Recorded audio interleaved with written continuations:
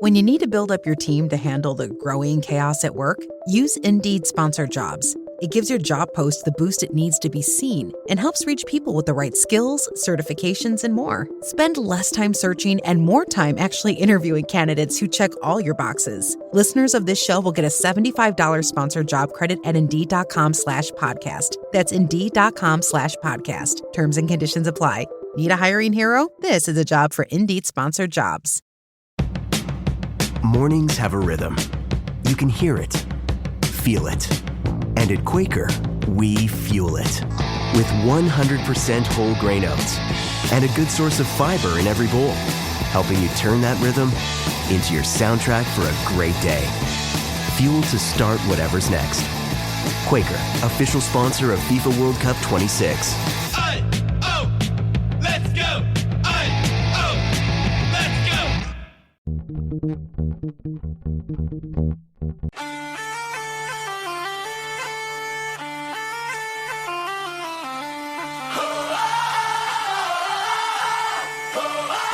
Call a crew to the fire tonight. Raise them up. Bring the fight.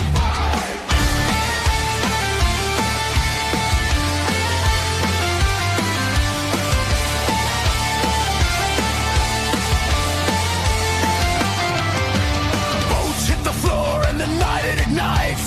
Steel in our veins, yeah, we live for the fight. Dust on our throats and a spark in our chest. We don't back down, we don't second guess. Amy's got the fire, lighting up the flame. Lacey swings hard, yeah, we're carving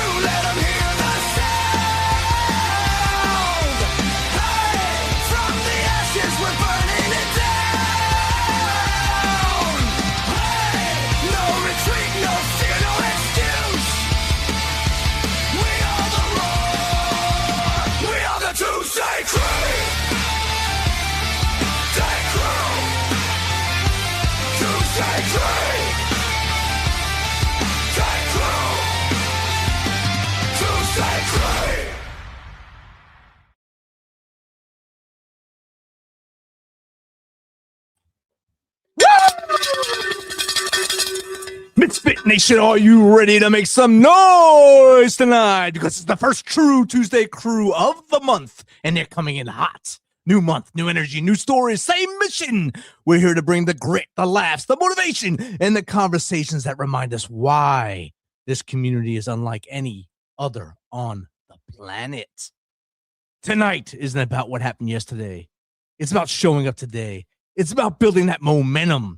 It's about connecting with people who understand that resilience isn't something you're born with. It's something you earn. Before we kick this thing into overdrive, we got a special shout out to some incredible supporters of the Misfit Nation family.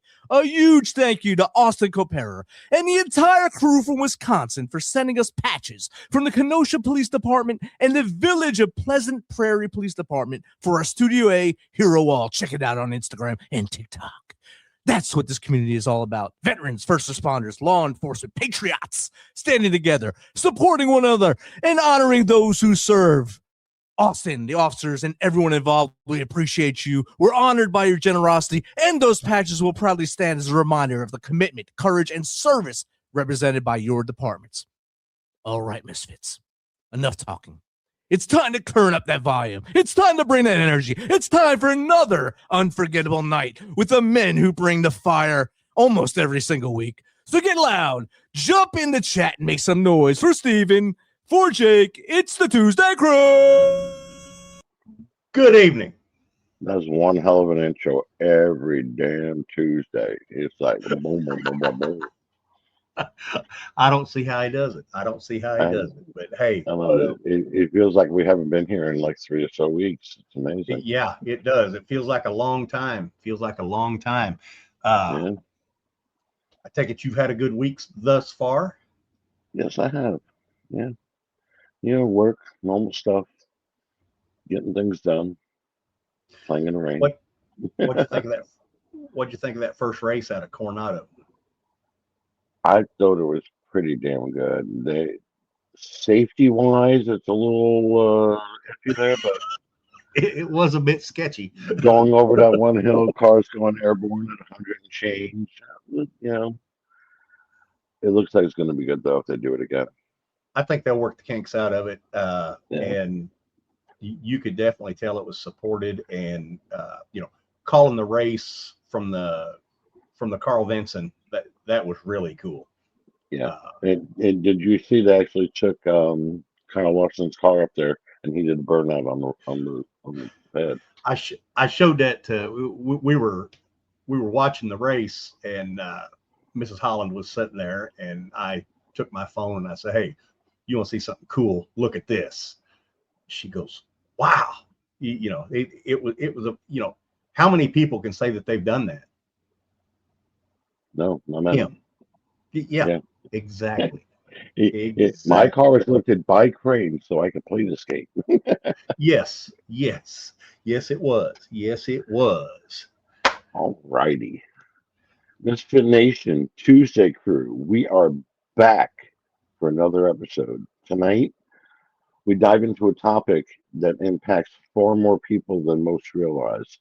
What happens when a uniform comes off and the built-in community disappears? That's right. We spend a lot of time talking about careers, leadership, and success after service, but we don't talk nearly enough about connection, friendship, and belonging. For many veterans, that is the hardest transition of all. Our guest tonight knows that journey firsthand after an incredible 20-year career in the United States Marine Corps, serving everywhere from Iraq to Okinawa to Special Operations Command. She's faced challenges she never expected. Finding her tribe again. Today, she's helping veterans, first responders, and families learn how to build meaningful relationships, create community, and improve their social wellness. She's a certified relational health coach, keynote speaker, educator, and someone who's changing lives by teaching people that connection isn't luck, it's a skill. Misfit Nation, help us welcome retired United States Marine Corps officer Becca Spahr. Welcome to the show. Welcome to the ToosDay Crüe. Thanks, guys. I'm so excited to be here. I know the whole once a Marine, always a Marine. I hate when we throw in retired. You are a Marine, right? We've gotten yelled at a few times for making those comments. Retired or former. You are the Marine. Yeah, that's what it says on the back of my car. Nice. So we gave the little 2-minute blurb, 20-second blurb about you. Why don't you start wherever you want to begin from and tell us all about you, or what you want to tell us about All right. you. Well, thanks. Yeah, that was a good little intro. I'll start, I guess, kind of where I'm at now, which is what you guys touched on. I get in front of every audience I can to teach veterans, first responders, and their families about the importance of their social health or social wellness, so that they can live their best lives. They can have, optimize their performance, improve their resilience, and just feel better all around. But that is not what I thought I would be when I grew up. Neither was it that I thought I would be a Marine. So life keeps throwing I don't know, little prizes my way, I guess. But I got here after I retired in 2023. And I took about a year off. I just needed to let my brain scab over and kind of cool off a little bit and take some time to myself, get my family situated, all of that. And towards the end of that year, I had been feeling like kind of lost. I wasn't going to work every day. I didn't have friends that I was seeing on a regular basis. I wasn't wearing the uniform anymore. And I didn't know really what I was feeling because I had never in my life experienced it, but I was lonely. It took me a while to figure out what that was. And then because of that experience and feeling like I didn't belong anywhere, I didn't have a tribe surrounding me anymore, I didn't have support, I started to learn more about why that was so important, why it was affecting me as much as it was. And the more I learned about it and talked to people about it, the more I realized that I was not alone at all in that experience. And that most veterans, I would say most of the veterans I have talked to, can relate similar stories about the first months and years of being outside of wearing the uniform. Right. Speaking from experience. Jake, exactly. Yes, that first year was the first year. I mean, I ended up getting a job, but especially during my transition leave, there was times I didn't get out of bed till noon. Mm-hmm. And it sucked. It really did. Yeah, well, you lose the structure. You don't have anywhere you have to be necessarily. Mm-hmm. You don't have your teammates around you to check on you if you are a little off. And one thing that I see that's especially common among people who either are disabled veterans or they have retired and have a pension, it's like they have some money coming in. So there isn't as much of an urgency to like get yourself out there and get into another high performing job or something like that. They figure out a way to bring some money in, but it's not that same like show up to work every day kind of atmosphere. And so then you're missing all that social connection that is built in when you have a place that you have to be every day. Yes. And I'm probably fixing to get into that again, but I've got a plan, and because I've done this before, so I've got a plan, and we're going to see how this works out. Mm-hmm. Good. Well, Jake, with you, it's not going to be hard. It's welcome to Walmart. You open the door. It's not hard. Yeah. Unlike you, I don't have a Walmart right down the street. Neither do I have to travel 10 minutes. Well, I've got about a 45-minute drive to a Walmart. Okay. So. I'm sorry. That just had to come out. I apologize. Hey, I tell you what, I will let you know what my plan is, Stephen, right now. Okay. I'm going to become an Amish Uber. Okay. That's what I'm going to do. I am going to drive Amish around to their appointments and haul stuff for them and do stuff like that. And That sounds actually relaxing. Yeah, it's going to be. Matter of fact, my neighbor was the one that told me to do it. Yeah. So that's what I am going to do. That was a good commercial break. Can we get back to the guest now? Hey, whatever. Hey, we're talking about transition here. But okay, Becca, back to you. Sorry She's about laughing. She's like, this is funny. You would think we were related, Jake and I. We're really not. No, we're not. Thank God. Now, Becca, when did you first realize that you were experiencing, it wasn't retirement fatigue, but it was that loss of connection? When did that actually hit you? I think it took me around 9 months to figure out what it was.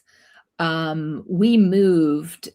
So one of the elements of this perfect loneliness storm that I experienced was that we moved from my last duty station. I was stationed in Tampa when I retired, and then we moved to Pennsylvania, which is home.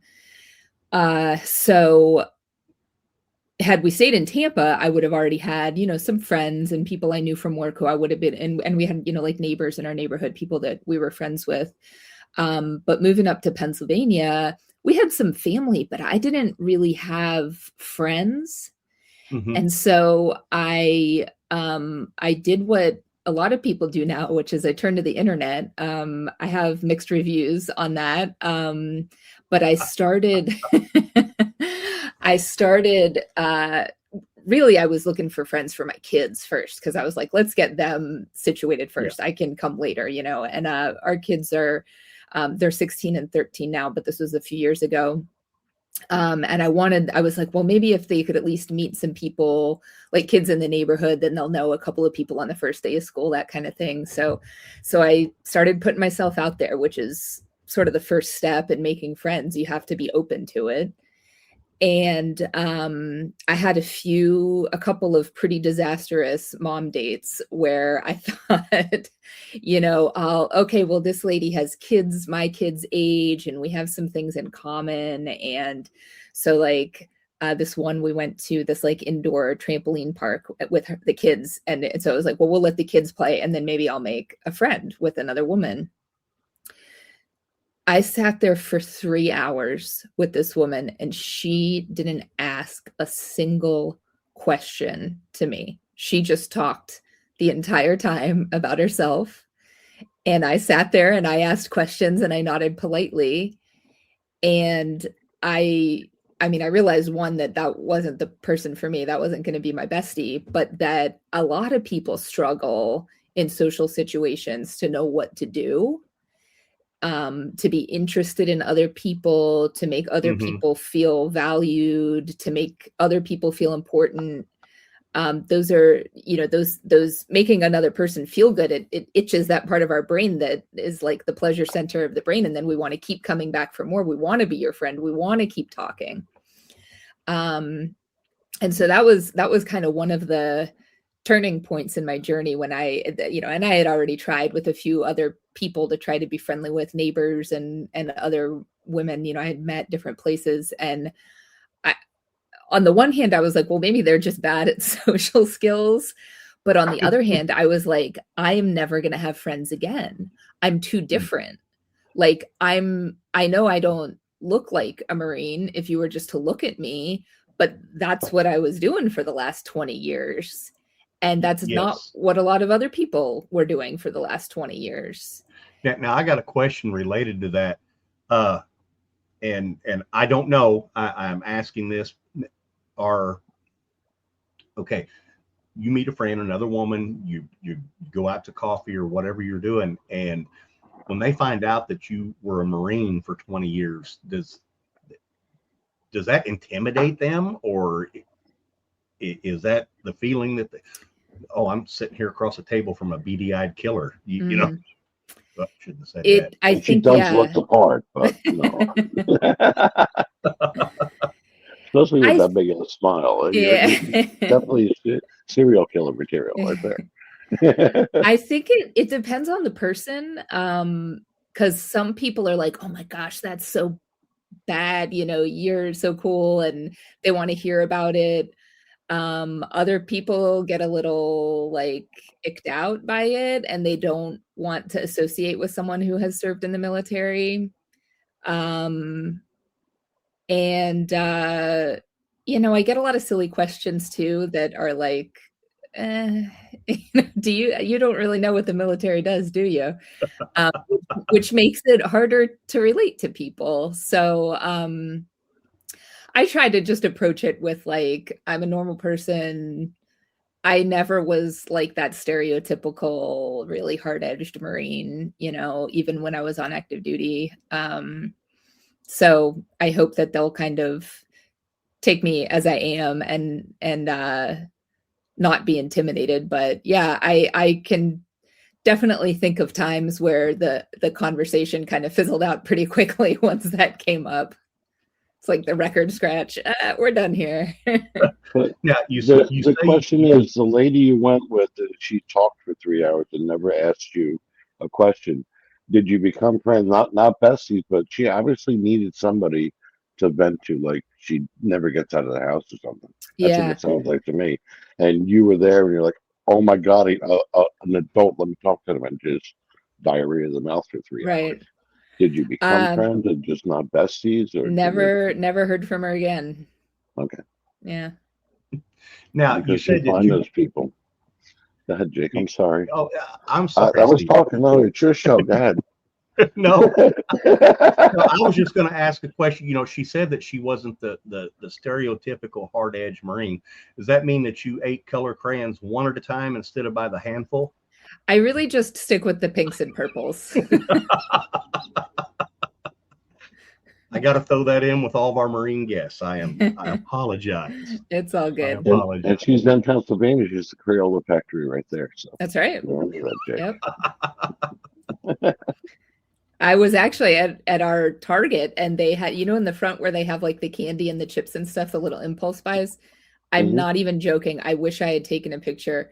It was like all chips and candy and, you know, whatever, gum and crayons. Somebody had put crayons up there, like with the food. Impulse buy. Yeah, I guess. You never know. You never know when you might need a snack. Yeah, give me some Tic Tacs and a box of, you know, Crayola. Now, going back to your time in the Corps, what lessons did the Marine Corps teach you that are helping you navigate civilian life? I don't think that a lot of people, I don't think a lot of Marines necessarily leave with this lesson, but I left with the lesson that you have to be authentic, especially as a leader.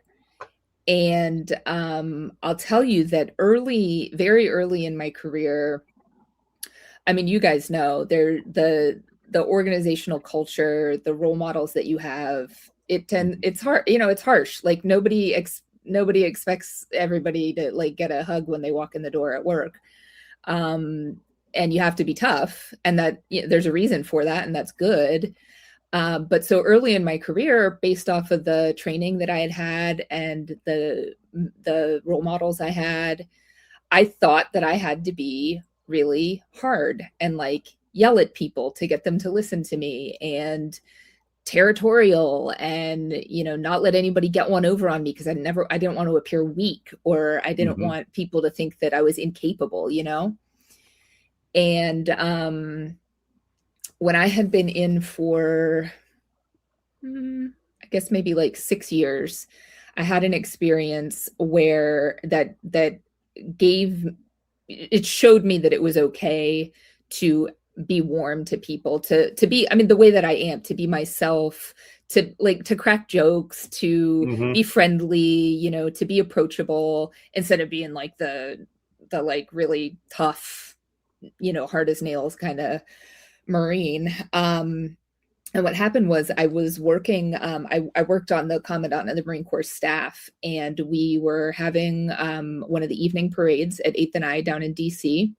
Mhm. And the guest of honor was the president. And so it was, the evening was all planned out. I mean, these guys who are like the VVIPs, it's like their schedules are like to the minute. And so I was in charge of like keeping everybody on schedule. And we get to a point, we're standing in the foyer of the commandant's house. And I look at my watch and I realize we're like 5 minutes ahead of schedule. And that hot panic starts in my toes and starts like traveling up my body.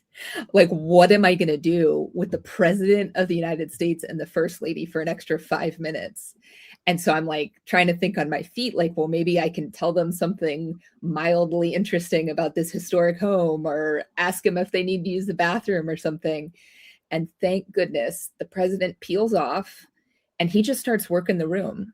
And he's like shaking hands and clapping shoulders and cracking jokes, where are you from? Oh, how long you been in the Marine Corps? That kind of thing.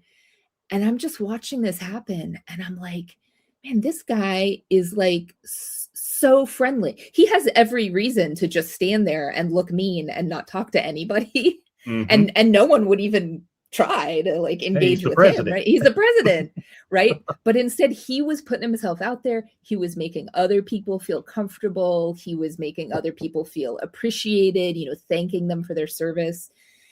And that moment, it just kind of clicked. I'm like, man, this guy is the most important person in the world. And if he's allowed to be nice to people and crack jokes and make other people feel important, certainly I can do that too. I have a lot less riding on it. And so from there, it really shifted my perspective. And I stopped trying to be what I was not, which was hard and mean and, tough as nails, and allow myself to be a more warm, personable person. I think that I had success with that because I've had fantastic teams over the years, many of whom, would say things to me like, I would trust you, I would follow you anywhere, that kind of thing. And I know that I got more out of my teams than I would have if I had maintained that kind of more hard persona. Yeah, most definitely. And you got to, like you say, you got to kind of read the room. If you're dealing with a bunch of knuckleheads, yes, but if you've got a good, well-oiled machine, let it run. Yep. Yeah, and you're right, and you hit the nail on the head there, which is that you've got to know your audience. Because I'm not saying just like be best friends with everybody. That's not going to fly. No. You've got to find that middle ground between the like authoritative Darth Vader kind of leader that everybody does what he says because they're afraid of him. And then on the other end is like Snow White, who's like singing with the woodland creatures and everybody loves her. You got to find somewhere in the middle where like, you're going to go to bat for them when they need you to. Yes. You're going to back people up. You're going to hold people accountable, especially if they screw up. You're going to say, hey, like, let's figure out what went wrong and let's fix it. So there's sort of a sweet spot in the middle that makes you the best, I think the best kind of leader that can kind of leverage both sides of that coin, depending on what the situation calls for. Yeah, and that takes a while to find that perfect level. Absolutely. I've noticed that over the years. Yeah. You probably go into work and crack the whip, don't you, Stephen? I go in and sadly, I let them, even yesterday, I made the same comment. I am not here to be your friend. I'm here to work, and I need you to work with me. After work, we'll do whatever you want. At work, I'm going to be the man in charge, and you need to work for me. Mm-hmm. And we can play all day long. I'll crack jokes. We'll do this, but I need you to zero in and do what you got to do. And that's how it is. After work, we'll go to the bar. I don't care. We'll hang out. We'll do this. But at work, you need to be zeroed in to work. Yeah. We got a few questions. Grab them. Cool. I didn't grab them. Somebody grabbed them. At Bama Sucks 9 wants to know, where the hell have you been? Almost had to find a new show. Becca, what was the hardest emotional adjustment after leaving the Marine Corps? Mm. So they're yelling at us and asking you a question all at the same time. I love that. Thank you, Bama Sucks 9. Yes. Are you guys going to answer your question first? Where the hell have you Well, been? sure. We had a guest. Well, I think we had 2 guests not show up, so we didn't have a show. Mm. And the one week I had problems and he had he was out, I think. So Yeah, I was the out of producer town. had to take over the show. Yes. I couldn't get in the studio for the life of me, and the producer jumped in and he took over the show. But we had a couple of cancellations, but we're back. I think we're here. I was in the middle of shoeing horses that week. So yeah. And then so that's where we were at. Bama Sucks. But back to the question he had for you, what was the hardest emotional adjustment after leaving the Corps? I think for me, it was like not being around people as much, because you go into work, and where I guess not everybody's the same, but where I worked, I had my team of my Marines that I was leading, but then I also had like my peers that I sat next to and kind of hung out with all day. And also I had been in that job. This isn't super common, but I had been in that job for 5 years before I retired. So it was like, I pretty much knew everybody who worked there. I had been there long enough that I knew like all of the civilians. I knew all the cleaning people. Like anywhere I went, I was saying hi to somebody, and then to go from that to, I mean, I was basically a stay-at-home mom for like the first year, which I had never been in my life. And I was like, it was just me and the dogs in my house all day, every day, because my kids were at school. Mm-hmm. And that was that is not being socially well. To be socially well, you need to have interactions. You have to have different types of interactions with different types of people. And I was basically starving. And the analogy I use is that like when you feel hunger, that symptom is telling you that you need to eat. When you feel thirsty, it's your body telling you need to drink. When you feel lonely, that is your body telling you that you need to be around other people. Mm-hmm. And so I think emotionally, that was what was hardest for me, was leaving, hanging out with my friends all day, basically at work, and then just nothing. Right. Yeah, I completely understand. Mrs. Holland would tell me, you need to go hang out with one of the guys. Yeah. And for a day, just, I don't care what you do, just go do it. Yep. Yeah. And that's hard though for people, because especially if you, if you relocate after you get out, mm-hmm. or if you, maybe you stay in the area where you were stationed, but you're still not going to, to that job anymore. So you're having to, you're in a difficult place to be, because you have to find new people. And Yes. one of the most Googled questions lately is basically, how do I make friends as an adult? So many people are wondering this, because we feel like it should just happen for us. Mm-hmm. Because when we're young, you're in school and you go and you're playing on the playground at recess, and you're like, oh, do you like bumblebees? Yeah, I like bumblebees. Cool, let's be best friends. It's like so easy, right? But it's easy, well, because one is, kids, you're uninhibited. You're not expecting to be rejected or expecting betrayal or any kind of problems, right? So you're more likely to put yourself out there, but also you're in a target rich environment when you're going to school every day and you're around the same people every day. Mm-hmm. Or whatever activities you're doing, clubs, that kind of thing, sports.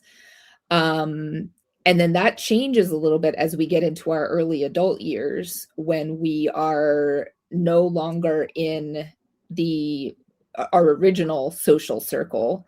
Whether you are going off into the workforce, you're joining the military, you're going to college, whatever it is, you're like outside of wherever you went to high school. And then you have to start making friends for the first time.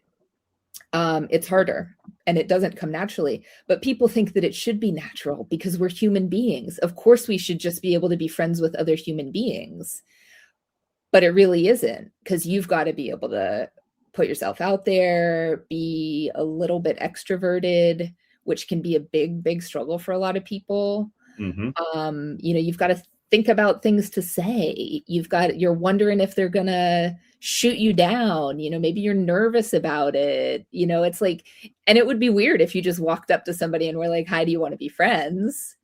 Even though that's totally what I did when I was a kid. Yeah. It would be weird, right? As a grown up. So it's harder. It is harder to make friends as an adult. Yes, it is. I can attest to that. But the great thing about the veteran community is that overall, like, we are very, very welcoming. And when we know that, somebody else is a veteran, it's like, yeah, come on over, let's have a beer, let's talk about wherever you were stationed or whatever your experience was.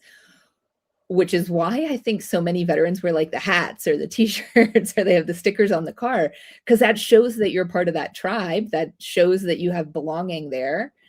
And then it kind of opens you up, like, okay, yeah. I am a part of this community. I'm advertising myself as part of this community. So like, either I'm gonna come to you and talk about it, or you can come to me and talk about it. And that's why groups, there's so many groups for veterans, and from like the higher level, like the VFW, American Legion type of groups, to like your local motorcycle rides, or like barbecues. There's a farm near us that does a lot of work with veterans. They have all kinds of events for veterans.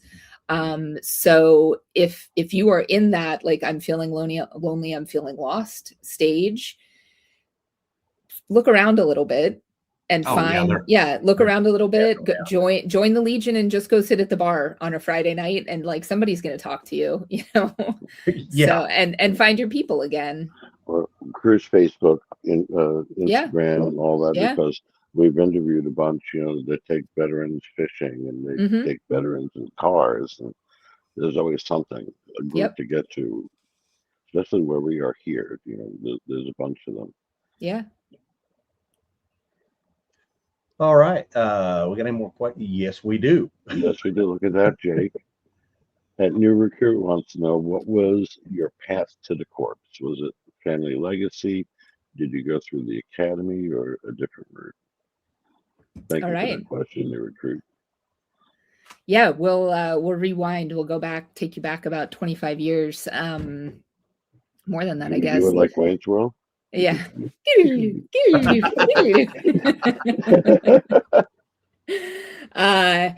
It was kind of a family legacy. My dad was in the Navy, so I knew I didn't want to join the Navy. But I had been around the military my whole life. I had grown up on bases overseas and in the States, and that was the family business, and that was comfortable to me. And I, definitely had like a desire to serve. But going into like high school, I was like, as I was getting to be, like junior in high school, and I'm starting to think, okay, what am I going to do with my life? I did not think that as a woman, I wanted to be in the military. I was like, you know what? There's a lot there to unpack. I think I'll just skip it. My older brother, who was a year ahead of me in school, joined the Marine Corps, and he wanted to be a Marine his entire life, like used to dress up. We were constantly playing some kind of war or making guns out of something. And so he joined, and he went after he graduated from high school. And so I went to his graduation from recruit training. So this would have been like winter of my senior year of high school. And when I watched those Marines, march across that drill field at Paris Island, and they're like perfect, you know, they're in their blues, they're like marching all aligned. I was like, I have got to be a part of this organization. But I had already accepted to college. So like I was already on my way to college later that year. So I was like, all right, well, you know, I don't know how that looks, but maybe one day. And I didn't even know what NROTC was. I didn't know what any of like the options were. I was just like, well, I'm going to go to college and then we'll see what happens. And I guess maybe around halfway through my freshman year, there was like a career fair or something. And there was a guy in his Navy uniform for ROTC. And I went and I talked to him a little bit, and I'm like, mind completely blown. Like, they paid for me the rest of my school. I will have a job when I get out. I get all these benefits that nobody gets when you're like getting into your first job, you know, out of school. And I can serve, and I felt really good about that. So I was like, well, yeah, I'll give that a try. So I did. So my sophomore year, I started NROTC, and then when I graduated, I got commissioned, and that's how I made it. Nice. Now you said your dad was Navy, and you knew you didn't want to do that, but why did you become like the Navy's bodyguard? Because that's basically what you did anyway. You didn't want to be in the Navy, but you became their bodyguard. Yeah, it's that's a cute way of putting it. Well, the way that I saw it was that the Marines was the hardest, and they also had the coolest uniforms. And I will give them that. If I was going to do this, and I was going to put like that amount of blood, sweat, and tears into getting a job, I wanted it to be like the one that I felt was, I don't know, just the coolest, the badassiest. I don't know. I don't want any hate mail from anybody in the Navy. I know. About sorry, that, everybody. That's basically how I felt about it. That's why I figured I'd ask the question. It was there. It came out. Yeah. I did actually look at the Air Force. So I told my dad, like I went home like that summer after I learned about ROTC, and I told my dad I was thinking about it, and he was like, hold on there, honey.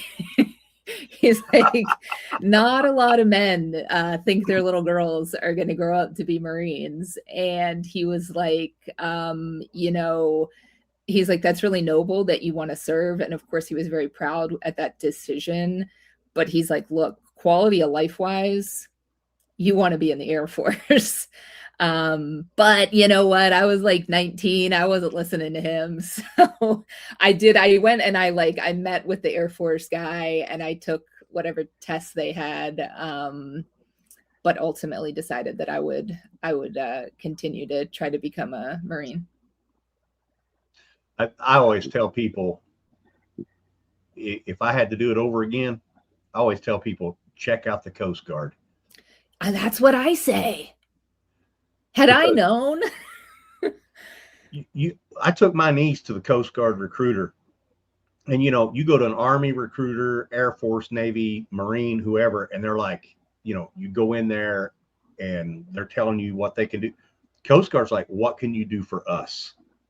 And it's like a job interview, and they turn people down. Yeah. It's like, whoa. Yeah. But they've got great duty stations. They're all like on the water. Yes. Beach towns, great quality of life. They promote fast, and you don't. It's pretty rare that you would deploy like outside of the United States. It can happen, but mostly you're going to be in the U.S. or U.S. waters. I live on a big river and lake system here, and they've got them stationed in a little bitty town, Paris, Tennessee. And it's just Paris Landing, and I think they've got like a 5 or 6 person detachment down there, and they just patrol the river. And it's like, wow, good gig. No kidding. Well, hey, the hidden secret of service, the Coasties, never unhappy. That is right. That is right. We got some more questions in there, Stephen. Yes. Yes, that collectivity I hope I did that right. What are some warning signs that loneliness is affecting someone's mental health? Thank you for that question, collectivity. Yeah, good question. So loneliness actually affects about 1 in 4 US adults. So there are a lot of people out there who feel lonely, and similar percentages when surveys ask things like, do you have somebody who you could ask a favor of? I give people the trash can test, which is very simple, yes or no question. If you were going out of town, do you have someone you could ask to drag your trash can to the curb for you? And if the answer is no, you might not be very socially well, because it means that you don't have a support system around you that you can ask to help you with things like that. But as far as loneliness, the symptom, that looks, well, people who are lonely are at higher risk for things like anxiety, depression. They don't live as long. There are also, other types of like heart disease type of afflictions that can happen. So I would say that loneliness probably is most closely related to depression in terms of like what the symptoms would look like. I hesitate to call them symptoms because loneliness is not like a mental disorder. It's not like you can be diagnosed with loneliness. You can be diagnosed with depression. But things like spending a lot of time alone, not having people that you could ask favors of, feeling unfulfilled when it comes to having interpersonal relationships. If you're thinking, boy, I want to be around people, I want to hang out with somebody this weekend, but you don't have anybody to do that with, you're probably lonely. And then as it progresses and can turn into things like anxiety and depression, you might see the symptoms that you see with that, like sleeping a lot.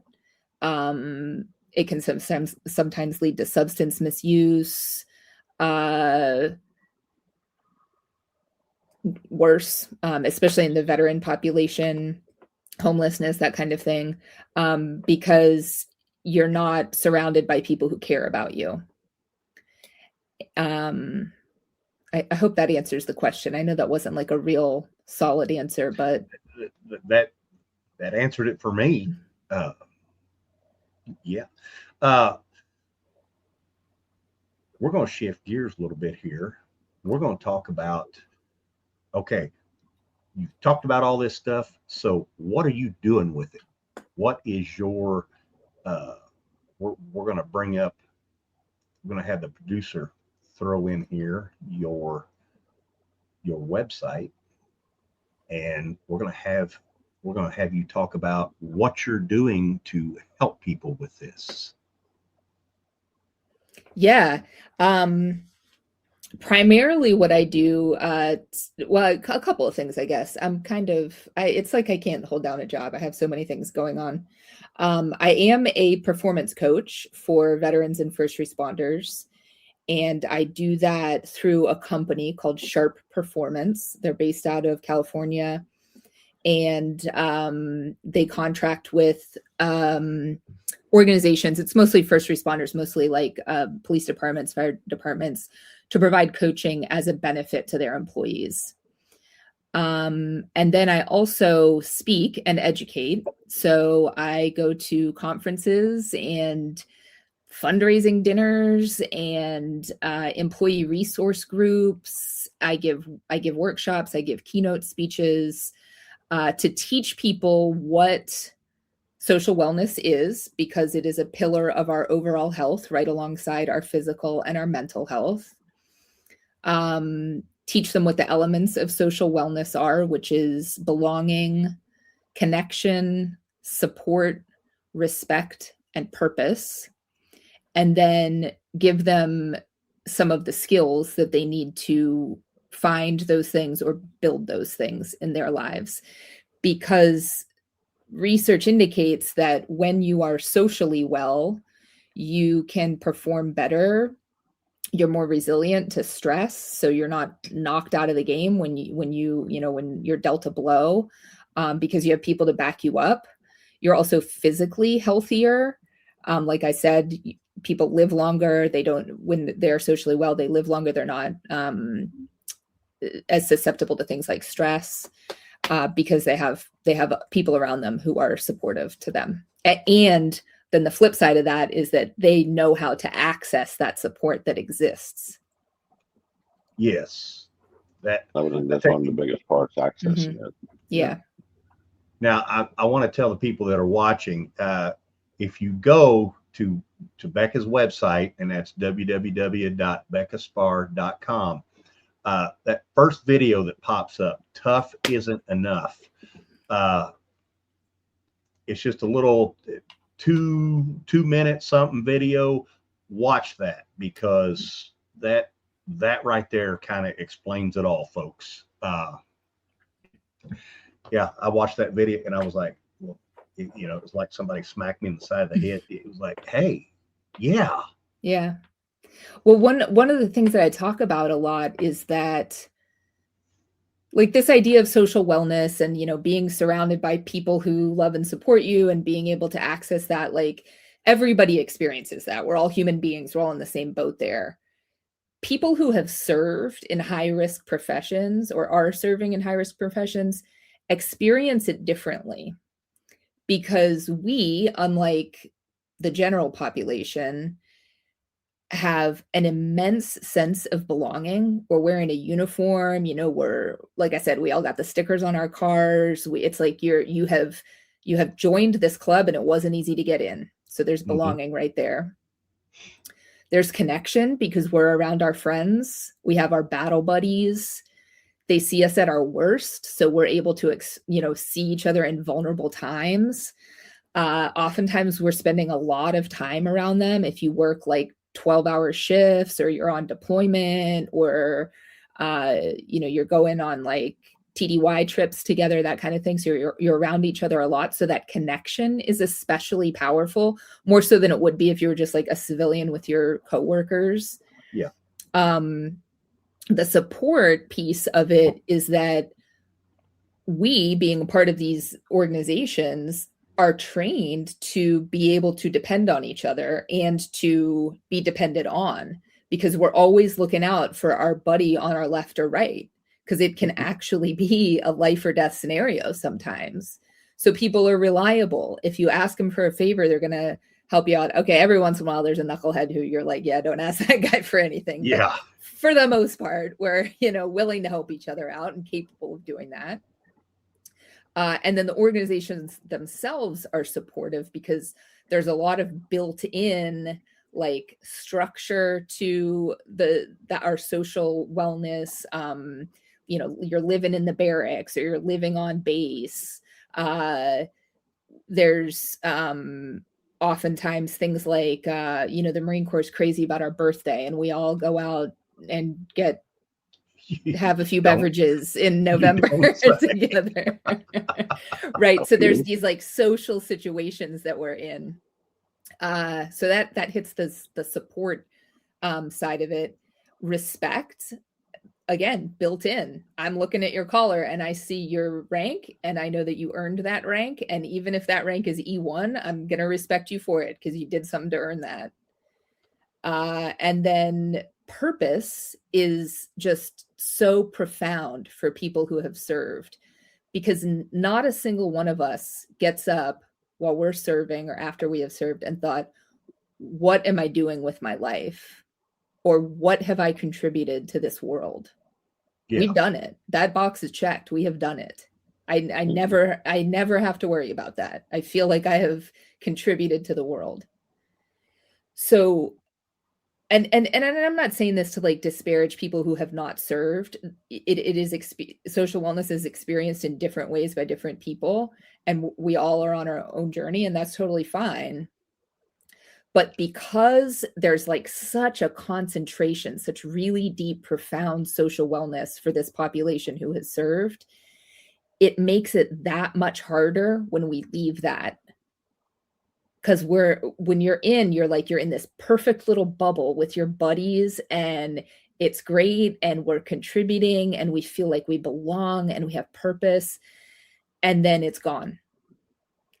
And unless you know how to find it again, or find something that will maybe not replace, but will kind of still fill those buckets, you can really hang out there and feel very lost. And that, I mean, there really isn't research on this, but my theory is that those veterans and first responders who have served, and then they leave service and they no longer have that warm social wellness hug to wrap around them, and then they can't access it in their civilian communities, that's where we start seeing the problems with the substance misuse, the depression and anxiety, the mental health disorders that just get way out of hand because they don't know who to ask for help, homelessness, and worse. And I feel like if we could get our hands around this problem early, that we would see those numbers go way down. Yeah.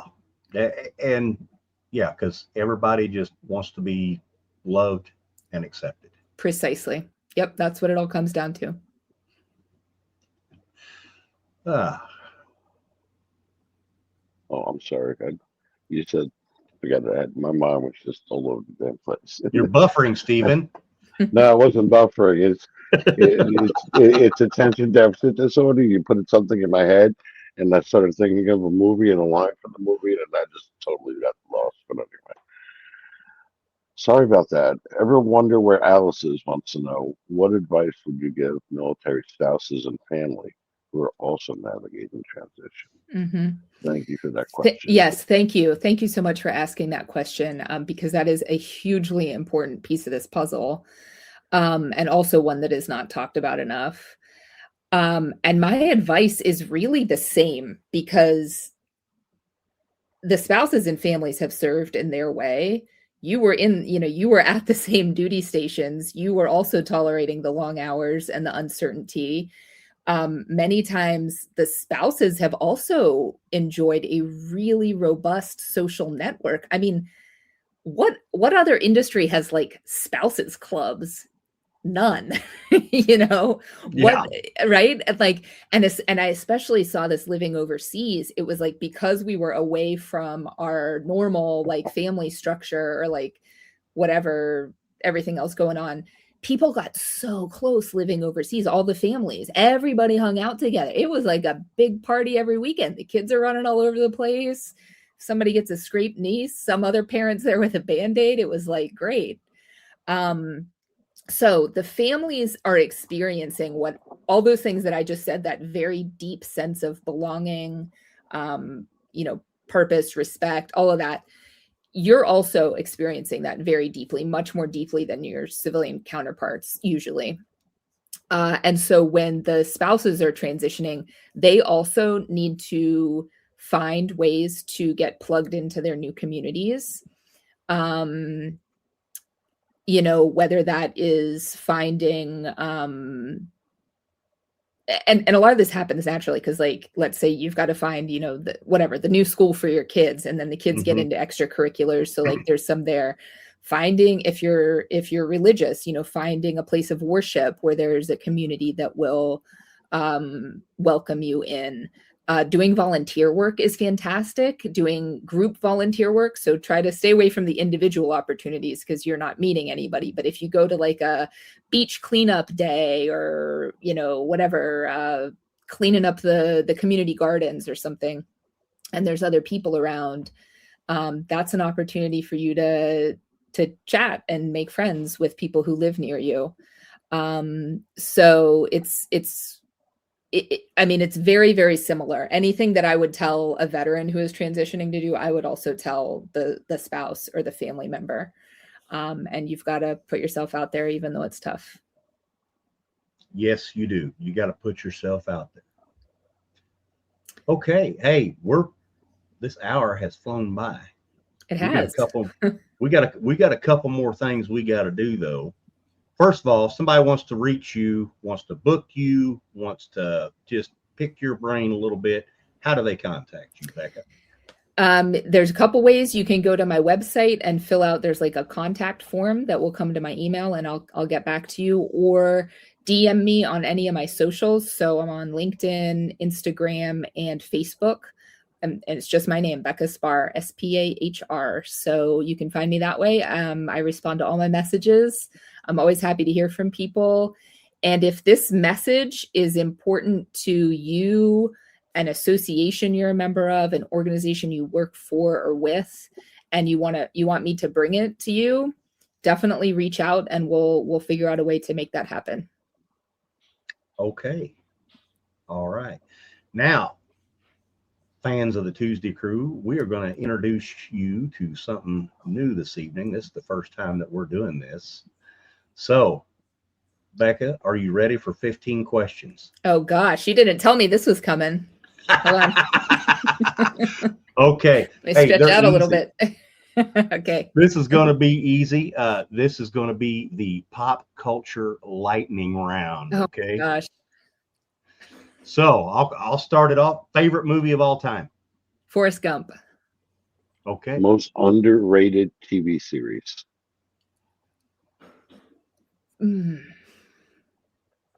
I was gonna say Peaky Blinders, but I feel like that's not that underrated anymore. No, great show. Yeah. Great show. Marvel or DC? Pass. I don't know anything about that. I'm sorry. I'll say Marvel because my nephews are into it. We'll go with Marvel. Okay. Go. Yeah. All right. Favorite concert you've attended? Concert? Yeah. Gonna go Red Hot Chili Peppers. Sweet. Last show that you binge watched? Mad Men. Okay. Favorite 80s movie?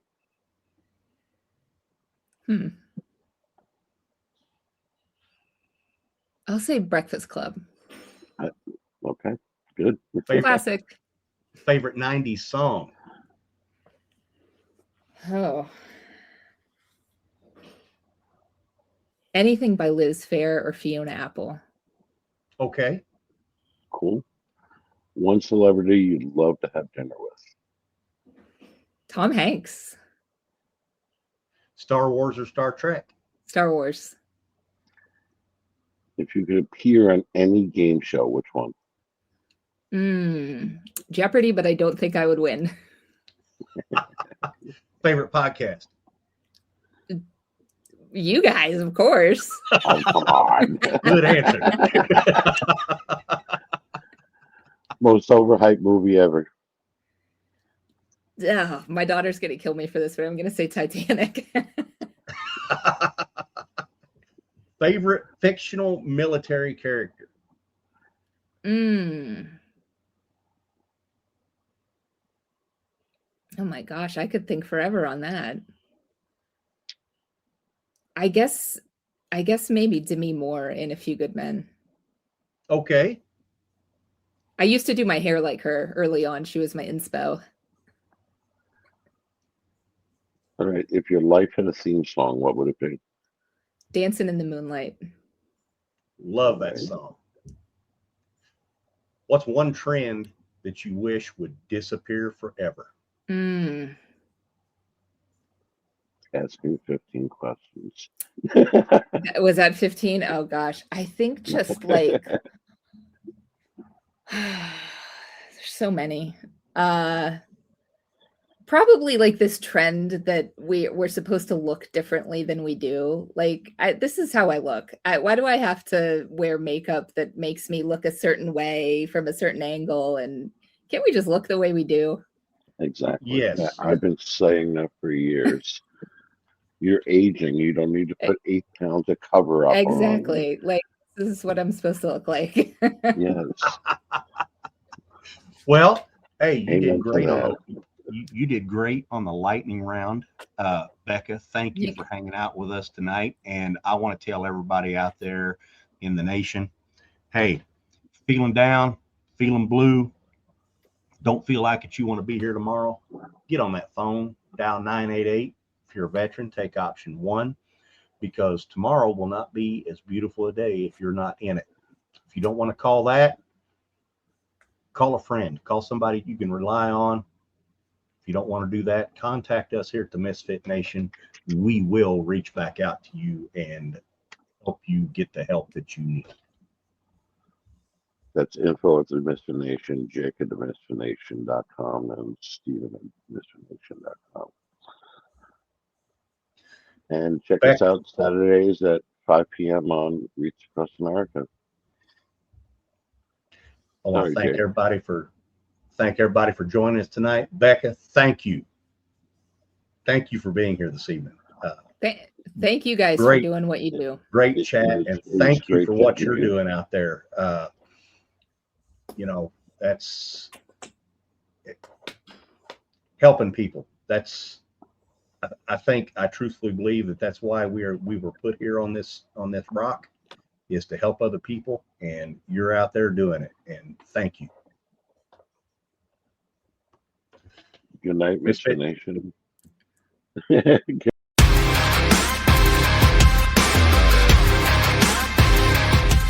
Thanks for checking us out and being a part of the Misfit Nation show. Don't forget to visit our website at themisfitnation.com. That's themisfitnation.com. Check out all our past episodes and get some of the great Misfit Nation gear for you and your family. As always, be humble, stay hungry, and keep hustling, because we are Misfit Nation. Misfit Nation.